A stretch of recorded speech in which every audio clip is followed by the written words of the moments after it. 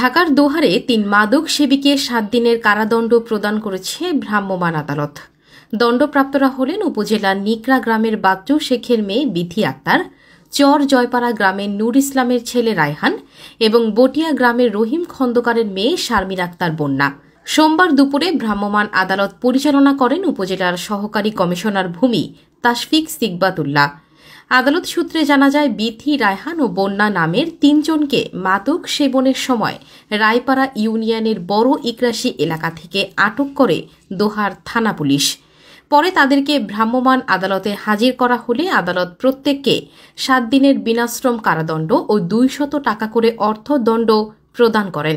এ বিষয়ে ভ্রাম্যমাণ আদালতের নির্বাহী ম্যাজিস্ট্রেট উপজেলা সহকারী কমিশনার ভূমি তাশফিক সিকবাতুল্লাহ বলেন, মাদকদ্রব্য নিয়ন্ত্রণ আইন ২০১৮ এর বিভিন্ন ধারায় তাদেরকে সাজা দেওয়া হয়েছে।